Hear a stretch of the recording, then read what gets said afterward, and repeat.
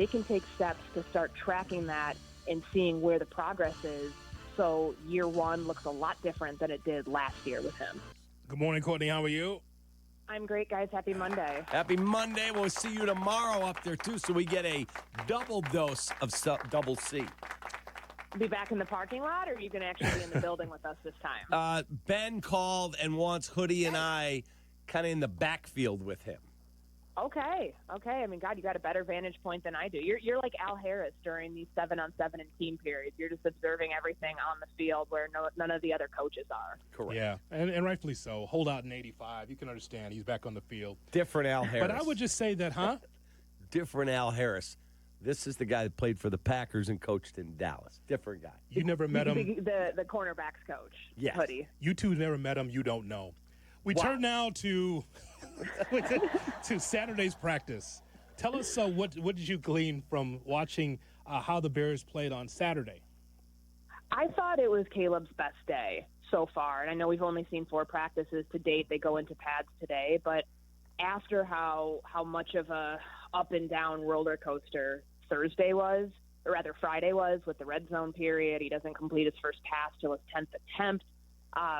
In 7-on-7 and 11-on-11 combined, I thought he bounced back really nicely. It was a shorter practice.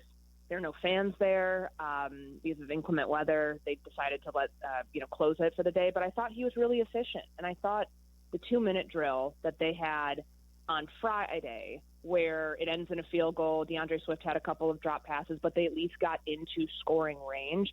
They picked up from there, and Caleb led a really efficient drive. Outside of a delay of game, they went 47 yards. He completed every pass he threw, and he ended it off with a nice goal line fade to Rome Odunze. And that was a great throw. Perfect. I mean, I'm sure you guys have seen the highlights of it on Bears Social, but the way that Rome put the move on Nashawn Wright, the corner who's playing with the ones in place of Jalen Johnson right now, that's well-timed stuff. That's veteran stuff that I think Rome has really picked up over the last 12 months of being an NFL receiver. But like the timing, the placement of the ball from Caleb, their chemistry coming into its own, I thought it was a really good day and a positive way for them to cap off the weekend before it starts to ratchet up the intensity today. So the other day, and I talked to you about this, the other day, J.J. Watt's like, we really are doing this with the stats at training camp, blah, blah, blah. He goes, I used to think it was a joke, and the fact that it's serious is insane, blah, blah, blah. I'm paraphrasing what he said. Yeah. And then I got to listen to the idiocy on First Take and Get Up and all of these reactionary shows. Dan Orlovsky, it's going to take years for Caleb to be able to run this offense, and now there's all these different. Is Caleb Williams a bust? Is Caleb Williams horrible? Is Caleb Williams this? After you look at the first 4 practices, are you pleased with the direction that this team is headed at training camp? Because we're getting way more accountability and transparency from Ben than we've ever seen in this town. Yeah, it's headed in the right direction, and there's a plan for everything, which they're willing to articulate. I don't think the last staff is transparent with that, so it allows you to see that a bad day, it's not necessarily a bad day by design, but they're testing certain things out. And I'll answer a couple things here, because I think Orlovsky actually had a really good point. I know he was getting crushed for that in Chicago, what he said during Back Together weekend, but he is onto something there. When we brought up the J.J. Watt thing when you guys were out there on Friday, and then we see the pressure period, which we find out is an intentional thing that they were doing to send pressure to see how Caleb would handle it. Ben said you don't want him taking a sack in the pocket. Those are the moments where your quarterback and his God-given ability to escape, to be Superman, to make plays on the run, that's what they want to see from him in those moments. But it's not a matter of, I thought it was, you got to break it down a little bit, where Declan Doyle says, yeah, that's intentional. We're sending pressure at him. It's not like Darnell Wright's not supposed to block Montez Sweat. You know what I mean? It wasn't like he was given the directive of, let him go free. Let him be a free rusher into the backfield so the quarterback has somebody in his face in 0.5 seconds. That's not the objective, but it's how you handle those situations in a team drill to see how Caleb's processing when there is a free rusher coming at him. I mean, we saw this multiple times last year. I mean, the Detroit game, when the guy gets past Larry Borum off the right edge and sacks Caleb, and then we all know what happens after that.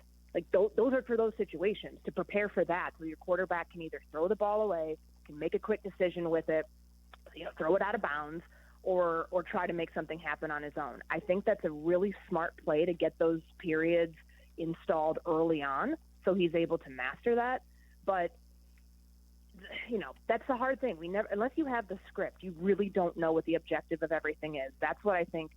Caleb retweeting J.J. Watt the other day when he said that was, probably indicative of hearing some of the outside noise of, oh man, he really struggled with this, that, and the third early on in practice. But to Orlovsky's point of what he said on NFL Live the other day, I don't think he's wrong. Caleb has a lot of undoing that he has to do to his skill set because he's so used to playing outside of structure, being able to play hero ball, having a bad offensive line in front of him, and not feeling or not really having to be accountable for playing within structure. And Ben said that that's the number one thing he has to do, play within the confines of this offense.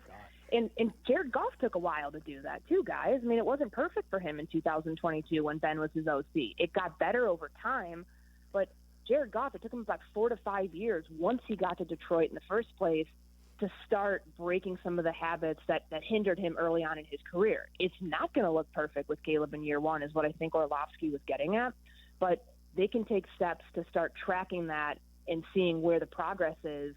So year one looks a lot different than it did last year with him. Is Ben Johnson like the guru of all gurus? Because Jared Goff is coming from Sean McVay, who's one of the best coaches. But, look at how the guy went to a Super Bowl. I know that was a defensive Super Bowl, not exactly a very exciting one against the Patriots, but they lost.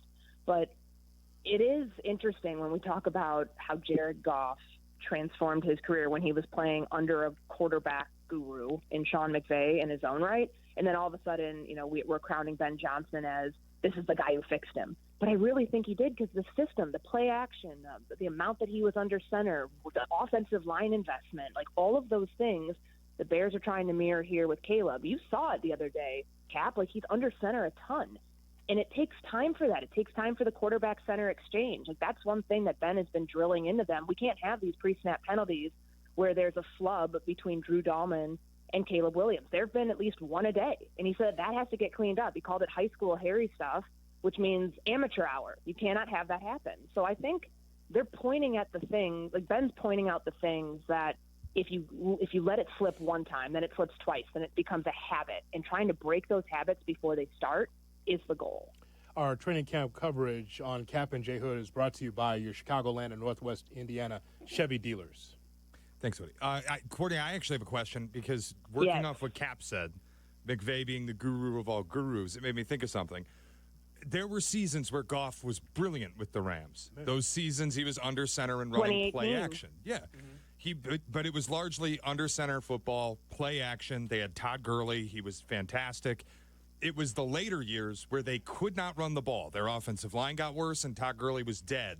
They didn't go play action as much, and Goff struggled. So then he gets to Detroit, and he goes back to what worked well in L.A. The offensive line's great, and they can run the football, and he's going to play action. What I'm asking is it concerning at all? Because it feels like with Goff, Ben Johnson was asking him to become the best version of himself again and something he had done before. With Caleb, it feels like they're asking him to be a different player.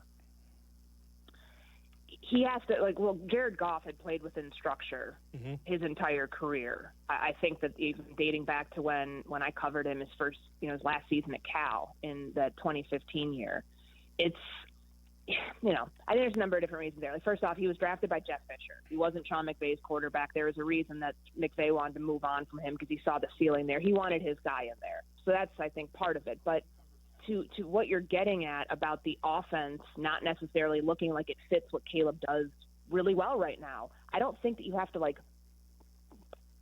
squash all of those habits. There are some that he's going to have to, take a lot of time to undo, knowing that, he said it the other day, that he doesn't have to, I think he used the word young cat. He doesn't want to be the young cat who's always looking to make the hero play, to make the big play. That's something that he's done. And it's not to say that the offense isn't going to allow for that from time to time, but when you are under center more, when there's play action, when there's run support, there's an offensive line that is able to not have everything be on your shoulders because you're going to have time to get rid of the ball, time to make decisions.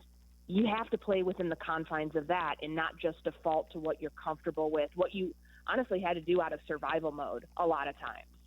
With USC, that offensive line, especially that Heisman season, it's a miracle the amount of times that he got hit and some of the plays that he made, that he was able to be as successful as a quarterback as he was. That's what made him such a high level NFL prospect. But it's different here. And when Ben Johnson's got to account for all of the pre-snap stuff, all of the shifts, the motions, all of the little intricate things, the quarterback can't just default from that or defer from that and do his own thing, because then the play doesn't work. So I think it's more of a matter of that than trying to force, square peg, round hole this thing with him and this offense.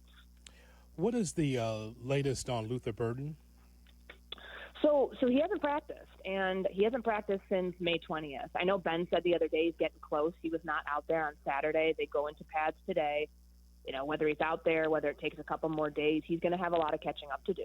It's tough for receivers in this offense. I talked to Rome about it as for our back together weekend coverage the other day, and he was saying it's not something that this is not an offense you master in year one. It takes time, and that's a second-year player saying that, knowing how Ben has called out receivers for not running the right, not being as precise as they have to be with their routes, not creating enough separation. You remember he said that after the interception on Friday, the first one, that was the bang-bang play with Terrell Smith and Jaquan Brisker. It wasn't just that Caleb probably should have recognized the tight coverage. It's that the receiver needed to run a better route.